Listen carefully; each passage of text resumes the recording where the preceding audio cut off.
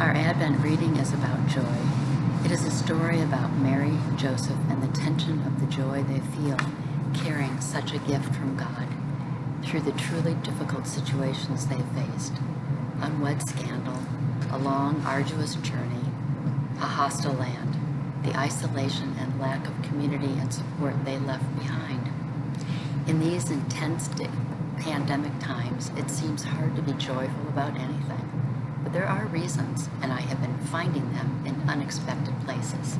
I have been thinking about Mary. Mary, the teen mother. Mary, who said, "My soul magnifies the Lord." Mary, who sang and found joy in the face of trying times. I have been attempting to put myself in her shoes in our world today. When our lives have been disrupted by COVID, when we have economic turmoil, political strife, and deeply embedded racial inequities.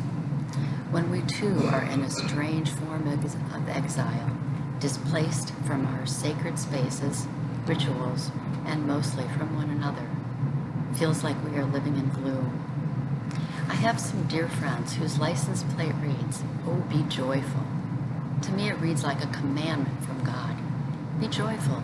Be joyful to all the good things around you, for my gifts and the small everyday miracles. But all those seem to be in short supply right now. So the question for me was, how do I follow God's desire and find joy in this season? How could I adapt Mary's attitude of, "May it be according to your word, joy," found in Luke? When I remembered a quote I once heard, "It's not joy that makes us grateful. It's gratitude that makes us joyful." I would lean heavily on gratitude to open my heart. I started to take note of all the blessings I had been given. The gloom began to recede to some happiness, but that is a chosen emotional state that can come and go, and I felt a sense of betrayal to those in unrelenting pain. I continued to pray for God's joy, to be open to small glimpses of joy. It's hard to be happy now, but moments of joy are accessible, and I began seeing them. As the pandemic took hold, I was horrified and deeply saddened as people began dying alone in ICU wards. But I saw God at work as healthcare workers made time to connect them to their loved ones for a moment or two, and I was grateful and joyful for their care. Like you, my life is filled with too much screen time, but even that has moments of joy as we connect with family and loved ones. John has a college friend that plays live music for a half hour every Tuesday evening.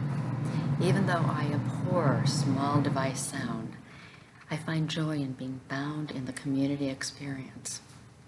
There are some amazing videos of Rube Goldberg challenges and the like.